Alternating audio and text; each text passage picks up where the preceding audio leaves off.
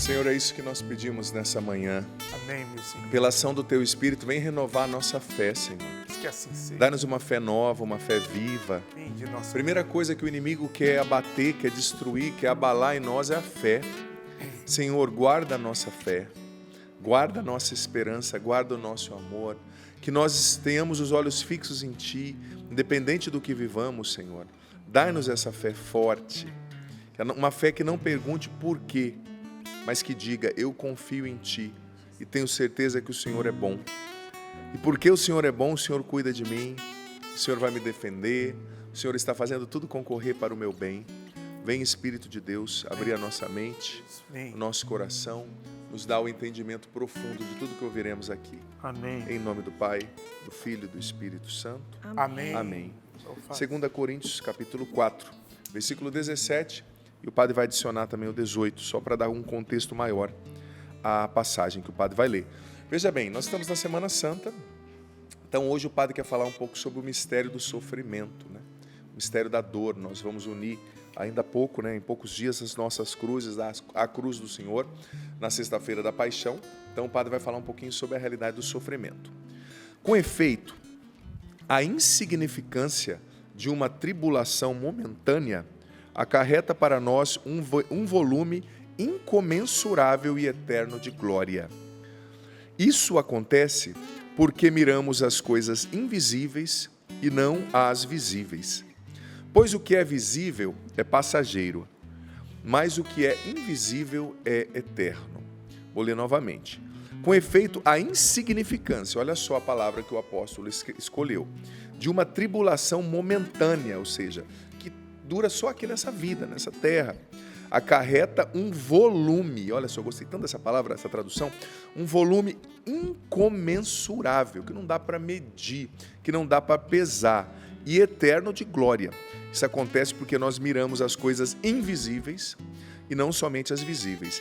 Pois o que é visível é passageiro, mas o que é invisível é eterno. Palavra do Senhor. Graças a Deus. Que passagem linda, gente. Essa passagem é o tipo de passagem que depois de você ler, você não precisaria nem pregar. É verdade. Mas como eu tenho aqui 30 minutos, eu quero fazer jus, né, ao convite que me fizeram para estar aqui no Sorrindo para a Vida e explicar um pouco essa palavra que é tão evidente e tão bonita. Veja bem,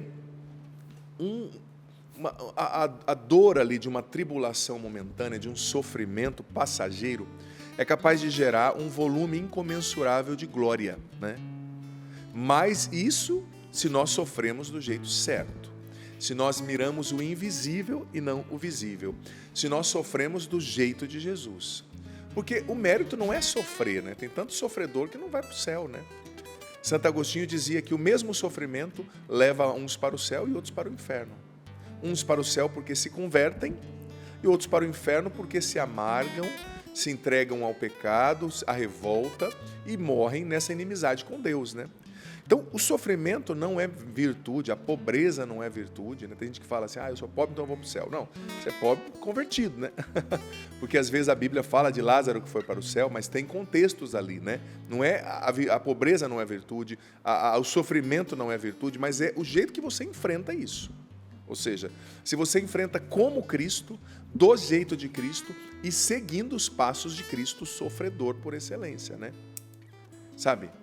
Mas veja bem, a Bíblia ela é muito sincera e ela está dizendo que nós enfrentaremos sim nessa vida o peso de uma tribulação momentânea, que é passageira, mas nós enfrentaremos, né? E você sabe que eu gosto muito de falar sobre o sofrimento. Quando eu estava concluindo o meu curso de teologia, precisava escolher um tema para minha trabalho de conclusão de curso, né, que a gente chama TCC. E desde aquela época eu fui inspirado, isso há 14 anos atrás, 15 quase, fui inspirado a escrever, o tema da minha dissertação, do meu TCC foi o mistério do sofrimento humano como um lugar onde Deus se revela, né? Um lugar de revelação, né? Que na teologia a gente chama de epifânico, né? Um lugar de epifania, de revelação, né? Então, o sofrimento é um lugar no qual Deus se revela, e eu gosto de pregar sobre o sofrimento, porque o sofrimento é um lugar comum. Todo mundo sofre. O pagão sofre, o ateu sofre, o cristão sofre, o alto, o baixo, o magro, o gordo, o bonito e o desabonitado, como diz um amigo meu, lá do Ceará, ele brinca, falando dos desabonitados, né? Mas todo mundo sofre, gente. Você tem os seus sofrimentos, eu tenho os meus sofrimentos, mas nessa Semana Santa a gente precisa refletir sobre isso. Como eu tenho enfrentado o sofrimento? Como? Eu enfrento como Cristo? Porque como Cristo enfrentou o sofrimento?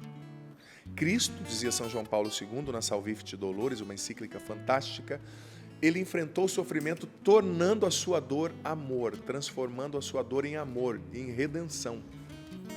O seu sofrimento, quando ele é ofertado por amor a Deus, por amor aos outros, ele se torna redentor, né? Mas tem pessoas que sofrendo, me perdoe, se tornam mais egoístas. Eu respeito o seu sofrimento, filho, filha. Não estou julgando você. Mas eu quero dizer com muito carinho, com muita sinceridade, você não é o único que sofre no mundo. E se você e eu abrirmos os olhos e formos de fato sensatos, nós vamos ver perto de nós pessoas que sofrem muito mais, sabe? Pessoas que sofrem com doenças, pessoas que sofrem com problemas familiares, pessoas que sofrem com problemas financeiros, pessoas que sofrem com o seu próprio pecado, com a sua própria má tendência. A gente que é confessor, né, eu que sou padre, aprendi tanto a respeitar uma pessoa que está lutando contra um pecado, gente, porque só Deus sabe o preço da coerência do outro, né? A coerência do outro não me pertence. Só Deus sabe o preço que ele paga para ser quem ele é. Só Deus sabe o preço que aquela pessoa paga para ser um marido fiel, para ser um padre fiel, para se levantar depois de uma queda, porque às vezes as quedas acontecem, para lutar contra as coisas dentro dele, que só ele e Deus sabem as tendências, as coisas ruins, sabe? Tem muita gente sofrendo ao nosso lado. Tem muita gente sofrendo. E claro, o nosso sofrimento precisa nos tornar mais nobres e generosos, e não mais ensimesmados, orgulhosos, vaidosos e egoístas. Tem pessoas, com todo respeito eu digo, mas que sofrem e se tornam muito egoístas. Eu estou sofrendo, então o mundo inteiro para e vem me ajudar. O mundo não vai parar, tem pessoas sofrendo mais que você. Tem pessoas sofrendo tanto ou mais. Mas se a gente aborda o sofrimento, enfrenta o sofrimento do jeito certo, sabe? Esse sofrimento, esse peso passageiro de sofrimento vai gerar um volume incomensurável de glória. Mas eu tenho que enfrentar esse sofrimento que é passageiro, mirando o invisível. Mirando o invisível. Ontem eu ouvi algo que me chamou tanta atenção, que geralmente quando a gente sofre, né, perde alguém, alguma coisa acontece, o que mais uma vez manifesta o meu respeito ao seu sofrimento. Mas geralmente a nossa pergunta é por quê? Por quê? Por quê? E o que eu ouvi ontem que dizia o seguinte, que a pergunta verdadeira não tem que ser por quê, mas tem que ser eu confio. Eu confio em Deus. Porque Deus é bom. Você não acredita que Deus é bom? Eu tenho certeza que Deus é bom. Às vezes as tentações, os problemas, o inimigo querem roubar de nós essa certeza. Eu tenho certeza que Deus é bom. Então, se Deus é bom, você pode dizer eu confio em Deus, ao invés de perguntar por quê. Sabe? E tem porquês que a gente pergunta que se nós soubéssemos a resposta, nós diríamos assim, nossa, eu viveria bem melhor sem saber. Né? Às vezes tem respostas que Deus não te dá, filho, filha, não é porque Ele não te ama, é porque Ele está poupando você. Tem coisas que você não tem estrutura, e nós não temos estrutura para saber. Então deixa que na eternidade nós vamos entender. Lá todos os pontos vão ser conectados, lá todas as coisas vão fazer sentido, sabe? Tem porquês que você pergunta que você não tem estrutura para saber, que eu não tenho estrutura para saber, né? Então a pergunta certa, a frase certa não é por quê, mas eu confio. Eu confio. Sabe? E é interessante refletir sobre isso, porque nunca como hoje na história da humanidade as pessoas fugiram do sofrimento, fugiram do desconforto, né? Você já percebeu? Tudo existe para tornar a nossa vida mais confortável. Só que cada vez a gente está mais desconfortável psicologicamente, com depressão, com ansiedade, com transtornos, né? Porque existe uma camada de desconforto que é necessária para a nossa salvação, para o enobrecimento do nosso caráter, sabe, gente? Só que a gente está fugindo a todo tempo disso. Até no âmbito religioso. São poucos pregadores que estão usando a palavra sofrimento. Sabia que ontem eu estava fazendo uma pesquisa, um estudioso da Bíblia americana estava falando, eu achei interessante, que ele analisou Bíblias que foram traduzidas, olha só, porque a Bíblia é uma tradução do original, né? O Novo Testamento foi escrito em grego e o Antigo em hebraico, né? Ou em grego também, se for a Bíblia das 70, né? Septuaginta. E ele dizia o seguinte, que uma tradução que foi traduzida até 1970, 80, aparecia quase 1.800 vezes a palavra sofrimento. E que ele estava analisando uma tradução da Bíblia moderna, que foi lançada nos Estados Unidos ano passado. E ele disse que só apareceu 59 vezes a palavra sofrimento. Você acredita? Até da Bíblia, claro, não eram católicos, né, eram evangélicos e tal, mas ele fazendo essa análise. Quase 2.000 vezes aparece no original a palavra sofrimento. Até 1980, 90, eles traduziam assim. Só que agora a Bíblia moderna, mudaram a palavra. Está entendendo? Não, eles tiraram da Bíblia. Por quê? Tem um ditado em italiano, né? Traduttore é um traitore, né? O tradutor é um traidor, se ele quiser, né? Porque ele escolheu palavras para traduzir ali, diferente, mas para ficar mais soft, né? Sofrimento. Para com isso, né? Isso não toca mais a existência das pessoas. Ó, você que não está vendo pela rádio, eu estou fazendo um sinal assim, ó, conversa com a minha mão, vem com essa conversinha, né? Sofrimento é sofrimento, existe, existiu e existirá. E eu não posso ser desonesto, os pregadores não podem ser desonestos com você. Por quê? Porque se a gente não pregar as verdades da Bíblia, nós não vamos preparar você para o dia mau que vai vir. Talvez você esteja nele, para o deserto. Sabe? Então, a gente tem que enfrentar o sofrimento do jeito certo, com o olhar de Cristo, na perspectiva de Cristo. E você sabe que Deus, muitas vezes, Ele permite o sofrimento, na minha, na sua, na nossa vida, com o único propósito de fazer da nossa vida a nossa maior mensagem, sabe? O mundo precisa ver cristãos que continuam acreditando em Deus quando tudo dá errado. O mundo precisa ver cristãos que continuam fiéis, mesmo na perseguição. O mundo precisa ver. Por que São Paulo, na carta aos Filipenses, que é a carta do cativeiro, disse, olha, eu estou carregando essas cadeias por causa de vocês. Ele estava preso na cadeia. E ele disse, eu estou aqui preso por causa de vocês. Ele tinha clareza. Por quê? Porque ele preso e acreditando em Deus e falando de Jesus ia dar força para aquela comunidade e olhar, olha só o que o nosso líder está suportando. Vamos ser fiéis, vamos vencer o pecado, vamos dar a vida por Cristo. Então Deus faz da sua vida a sua mensagem, quando você passa por sofrimentos. E quando você espera em Deus nos sofrimentos. E quando você vence os sofrimentos. Essa doença que você está enfrentando, esse diagnóstico, ele vai se tornar um testemunho. Sabe? Esteja você aqui ou na glória, ele vai se tornar um testemunho. Deus vai ser glorificado através das nossas chagas. E as nossas chagas vão se tornar chagas de luz, através das quais muitas pessoas vão ser curadas. O que está escrito no livro do profeta Isaías? Pelas suas chagas nós fomos curados. E o que é ser cristão se não ser um outro Cristo? Se pelas chagas de Cristo as pessoas foram curadas, nós fomos curados, pelas suas e minhas chagas, muitas pessoas vão ser curadas. O nosso sofrimento, Nossa Senhora em Fátima disse muito isso, nosso sofrimento é capaz de trazer pessoas para Cristo. Nosso sofrimento é capaz de ser redentor, de salvar pessoas, de abrir as portas do céu para muitos. Mas me perdoe, nós estamos diante de uma geração mole, de cristãos fracos. Começa a perseguição, eu acho que tem alguma coisa errada. Não. Quando começa a perseguição, o sofrimento, aí que as coisas estão certas. Aí que você está no caminho certo, né? Quando as pancadas vêm, e tudo bem, talvez você caiu nesse caminho, levanta, se emenda, busca a confissão, recomeça, sabe? Mas o sofrimento, ele é um lugar comum, nós vamos passar por ele. E como eu disse, Deus permite certas coisas na sua vida, filho, filha, para que isso se torne uma chaga de luz. Sua maior ferida vai ser o seu maior testemunho, sabe? Eu vou ser sincero, tem coisas que só quem viveu vai saber entender. Com todo respeito a quem não viveu, não estou dizendo que quem não viveu certas coisas é menos, né? Mas eu já questionei a Deus. Falei, Senhor, por que eu tive que viver tudo que eu vivi na minha vida, né? Você que já assiste a Canção Nova e conhece o padre, segue o padre nas redes sociais, você sabe meu testemunho. Você que não sabe, né? Eu vivi muitas coisas difíceis na minha adolescência. Comecei a usar droga com 11 anos, gente. Perdi amigo assassinado por causa de droga, entrei em coma 2 vezes por causa de droga. Vivi muita coisa errada, muito namoro errado. Mas fui pai novo. E eu fico pensando, eu olho para os outros sacerdotes, às vezes, que estão comigo, ou que moravam comigo no seminário, e vejo que eles não vivem metade das lutas que eu vivo, porque a história deles é diferente. Claro, vivem outras lutas, e eu as respeito, né? Mas não vivem metade das lutas que eu vivo. Porque tudo que eu vivi também não dá para negar, que marcou a minha história, deixa consequências, né? Mas ao mesmo tempo eu digo para você, muitos, com todo respeito a quem não sofreu, muitos que não viveram o que eu vivi, não são capazes de entender como eu, as pessoas que estão vivendo o que eu vivi, ou sofrimentos afins.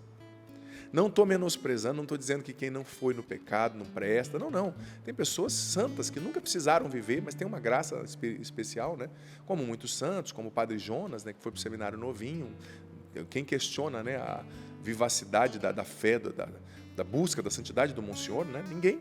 Mas eu confesso que o sofrimento, ele te dá um tipo de empatia que nada pode te dar. Ele te dá um tipo assim, ele te coloca... Ele cria um espaço comum na alma sua e de quem sofre, sabe? As coisas que eu vivi que me pesam tanto e por muito tempo, eu sofri com elas. Hoje, graças a Deus, já sou um homem, não sou mais aquele menino, né? Mas elas me pesaram, sim. Coisas que eu fiz, coisas que eu vivi, né?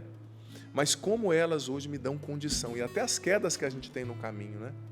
Como que elas nos dão condição de entender quem cai? Porque tem gente, Santo Agostinho dizia isso, que tem pessoas para as quais, um doutor dizendo, tem pessoas para as quais, ele como que, ele não é que ele rezava, mas ele quis dizer uma analogia, né? Tem pessoas que eu rezo para a pessoa cair, para cometer um pecado, para deixar de ser orgulhosa, para deixar de se achar a última bolacha do pacote, porque mete o dedo, você, seu pecador, é a mesma postura do publicano, né? Do fariseu, que chegou lá no templo batendo no peito, falando, olha, eu jejuo 2 vezes por semana, eu rezo, eu dou meu dízimo, eu não sou igual aquele pecador lá não. Jesus disse, ó, aquele lá não saiu justificado, mas o pecador que lá no fundo bateu no peito e falou, Senhor, tem piedade de mim, eu sou pecador, esse saiu justificado, esse está no caminho da salvação. Não é que ele tem que continuar no pecado, ele tem que mudar de vida, óbvio, mas o sofrimento, gente, ele nos dá empatia, ele nos faz julgar menos as pessoas, né? Tem gente que do alto de um pedestal mete o dedo, né, e acaba com as pessoas. Você não presta, você não é bom, você tem fraquezas, até a pessoa entender que ela também tem, né?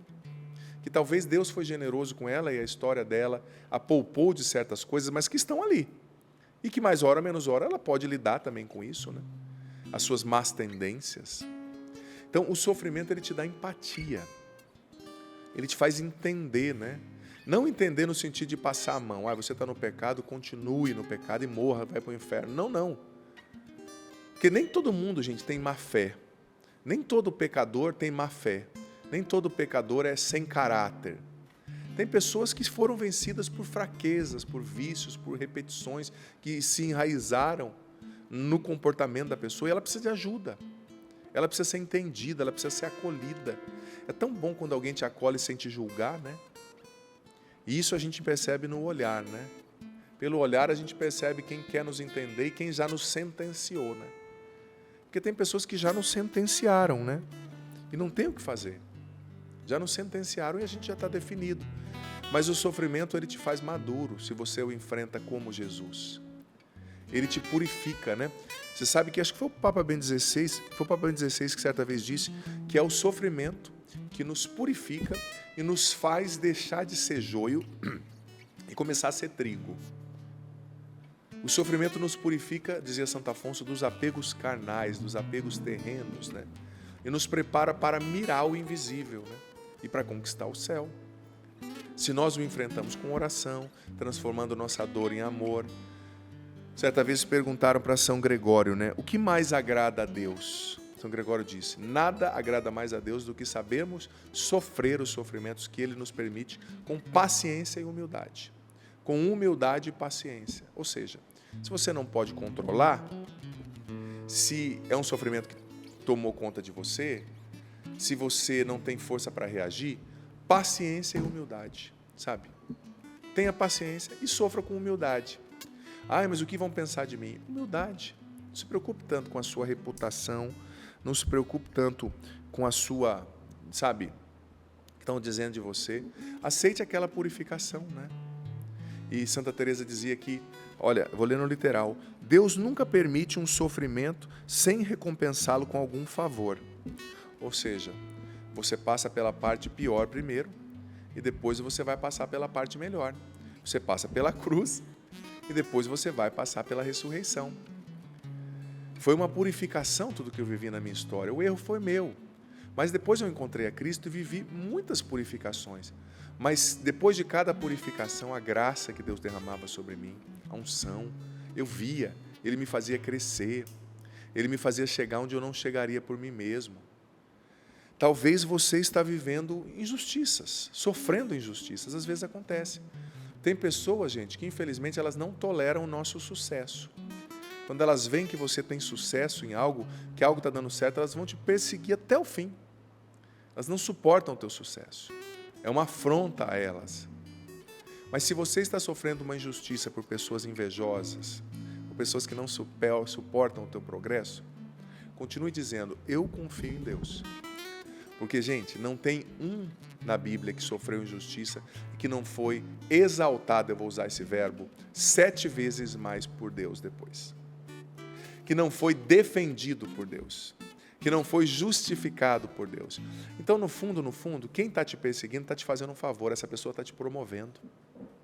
O diabo, quando ele te persegue, no fundo, ele está te fazendo um favor, ele está te promovendo.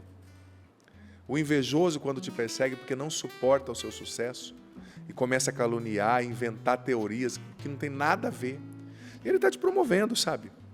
Sofra com paciência e humildade, aguarde, você vai ver o que Deus vai fazer.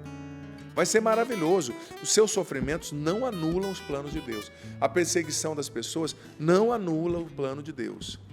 A mágoa, a morte de alguém não anula o plano de Deus. Ele vai cuidar de você. Ele vai te exaltar na hora certa.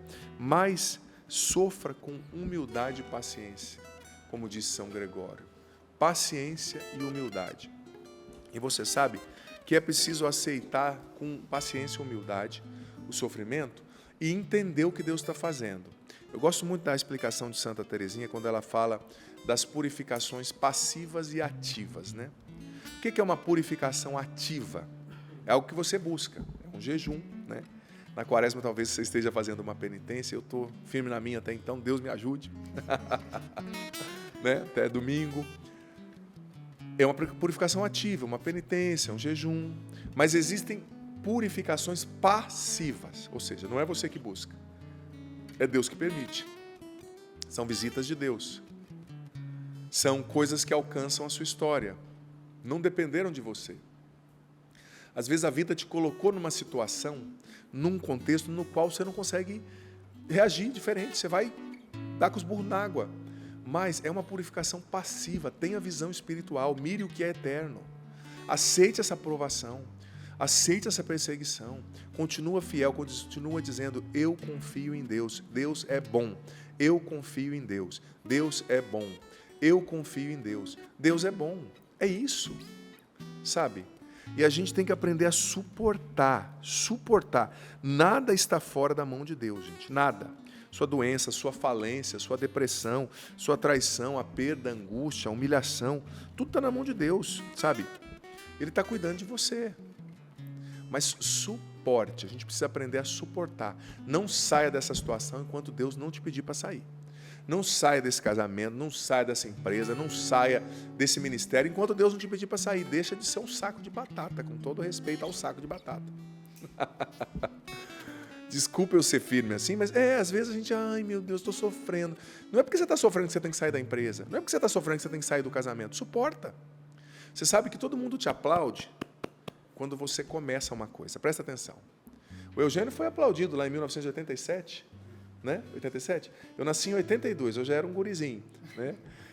Ele foi aplaudido. Todo mundo te aplaude quando você começa, mas você prova o seu caráter e o seu amor a Deus não é no começo, é no meio e no fim.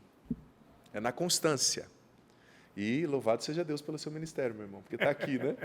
Está aqui hoje, 2024, olha só. E tantos outros, né? Na verdade, a primeira canção foi em 82, quando você 82 nasceu. quando eu nasci. Olha só, Jesus, que coisa linda. Coisa linda. E quanta água não rolou debaixo dessa ponte, né, seu Eugênio Jorge? Quanta história, quanta dor, quanto sofrimento, perseguições. Quantas vitórias, quantas perseguições.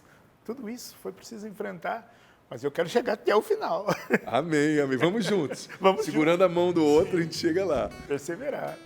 Mas que lindo, né? Ter alguém aqui que é uma testemunha, que começou com o Padre Jonas lá atrás, enfim. Verdade. E a Canção Nova é cheia de gente assim, né? Sim, sim. Gente lá, os nossos... Não estou apontando para ninguém, viu, Sapo? Os nossos dinossauros, né? Na fé a gente costuma brincar. Mas olha, veja bem, a virtude não está em começar. A virtude está no meio e no fim. Sabe? Todo mundo te aplaude quando você começa. Mas suporta. Você prova o seu amor a Deus é na travessia. Você prova o seu caráter é na travessia. E eu digo para você, Jesus não está preocupado com os seus defeitos. Tem gente que diz assim, olha, eu não vou ir para o seminário, eu não vou ser missionário, eu não vou ser cristão porque eu tenho muito defeito. Jesus não está preocupado, sabe por quê? Porque o caminho te purifica. Ele só diz, segue-me, segue-me. Gente, quer defeito maior do que aqueles discípulos? Meu Deus, com todo respeito, hoje são santos, né? Mas um pedindo para vir fogo do céu e queimar quem não aceitou a palavra. O outro falando, olha, eu quero o governo de cidade, viu, Jesus? Na malandragem, sabe? O outro dizendo, eu vou dar minha vida por você, e 3 horas depois já negando, sabe? E outras coisas mais que não estão no Evangelho, mas se a gente pesquisar...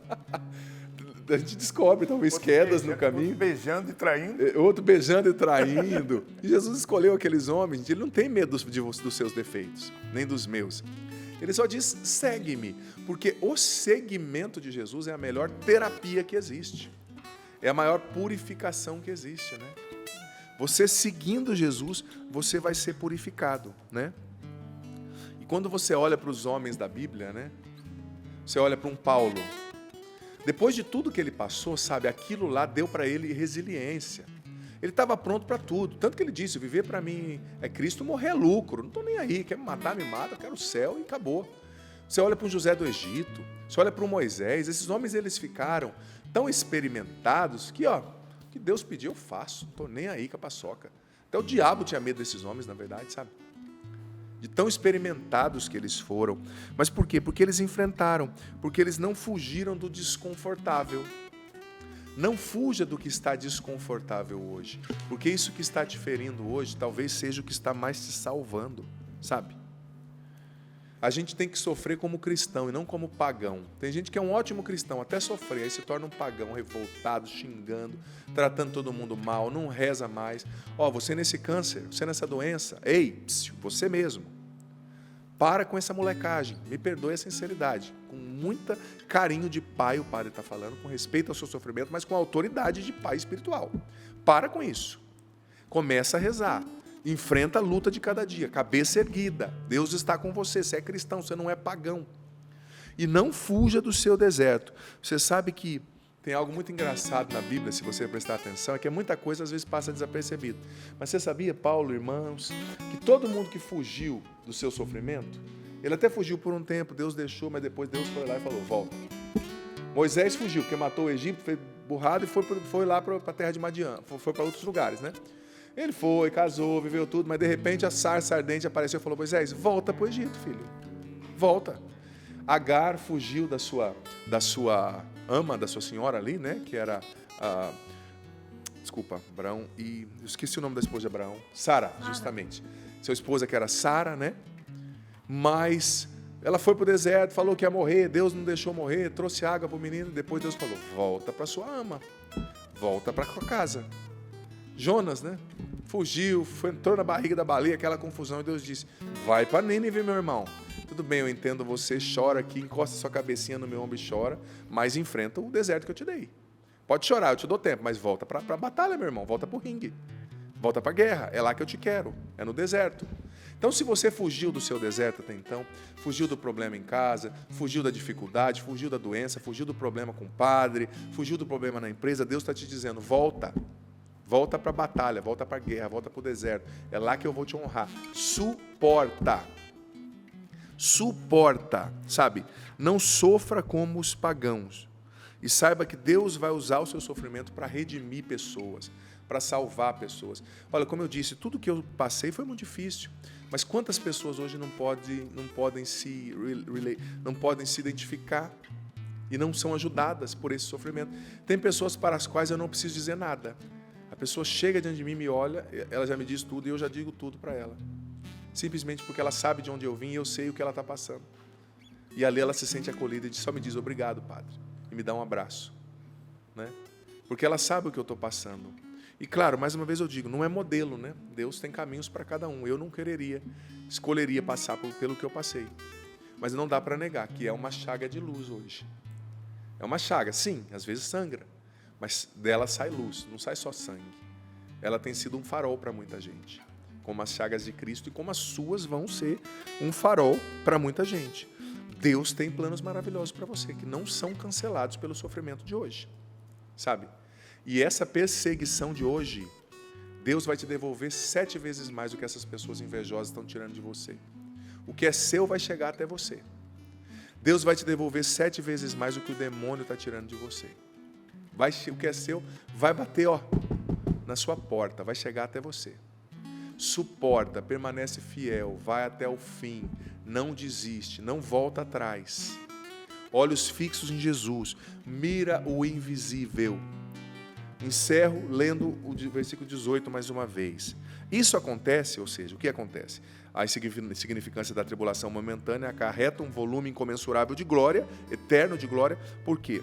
Porque nós miramos as coisas invisíveis, não as visíveis. Pois o que é visível é passageiro, mas o que é invisível é eterno. No seu sofrimento, na sua doença, no seu calvário, na sua dor, os quais eu respeito muito, não pare neles, eles só são um meio. A cruz não é o fim, ela é o meio para a ressurreição. Mire o que é eterno, Deus tem coisas novas para você.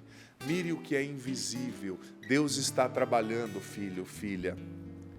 Ele está vendo a dor do seu coração, pessoas estão chorando ouvindo isso agora, sabe? Ele está vendo a dor do seu coração, é uma revolta, mas não podia ter acontecido, já aconteceu. Aceita com humildade, aceita com paciência. E oferte, Senhor, eu oferto esse sofrimento por amor a Ti. O sofrimento de entender que eu não consigo ser nem a metade do que eu deveria ser. O sofrimento de entender que as coisas não estão acontecendo do jeito que eu queria. Sofrimento no casamento, sofrimento com o filho, sofrimento na saúde, sofrimento na vida financeira. Claro, lute para melhorar, lute para superar suas fragilidades, né? Mas acolha a cruz de hoje, sobretudo nessa Semana Santa. Seja grato por essa cruz, porque ela está te salvando. E mais uma vez eu te digo, encerro dizendo, quem te persegue não te destrói, te promove. Porque essa pessoa vai atrair o favor de Deus que vai te exaltar 7 vezes mais, como diz a Bíblia. Então confia. Senhor, nós te agradecemos por essa palavra tão forte, tão necessária nessa Semana Santa. Amém, meu Deus. Senhor, nos dá a graça de suportar, nos dá a graça de ir até o fim, liberta-nos desse coitadismo que faz com que a gente tenha dó da gente mesmo, que faz com que a gente poupe o nosso coração de tudo que é desconfortável. Quantas pessoas adiando conversas desconfortáveis que precisam ser realizadas, ser tidas. Quantas pessoas adiando enfrentamentos, correções que precisam fazer com o funcionário, com a esposa, com o esposo, com o filho, com o pai, às vezes com a mãe. Quantas pessoas adiando o que causa desconforto, o que não dá prazer, o que não dá fama. Senhor, dá-nos a graça de enfrentar a cruz, de roer o osso até o fim, de ir até o fim, de carregar a nossa cruz. Se precisamos ter uma conversa desagradável, desconfortável, que a tenhamos hoje. Se precisamos encerrar um relacionamento, que o encerremos hoje. Se precisamos colocar ponto final em coisas, vender, despedir pessoas, que o façamos hoje. Nos liberta desse coitadismo, nos liberta dessa dó de nós mesmos, desse egoísmo, nos faz sofrer como cristãos, nos faz sofrer com nobreza de caráter, nos faz sofrer mirando o que é invisível, o que é eterno, Senhor. Liberta-nos dos apegos, purifica-nos, faz-nos deixar de ser joio e faz-nos trigo de verdade, Senhor. Eu te entrego a minha vida, eu te dou autorização, Jesus, para o Senhor trabalhar na minha vida. Pode fazer o que o Senhor quiser. Nós te damos autorização para o Senhor fazer o que o Senhor quiser. Mude as coisas de lugar, nos purifica, mas nos faça santos, nos leve para o céu, Jesus. E retira o nosso coração de uma visão mesquinha, de mesquinhez de alma.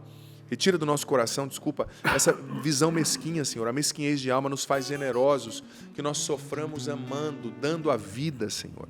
Imitando o seu exemplo na cruz.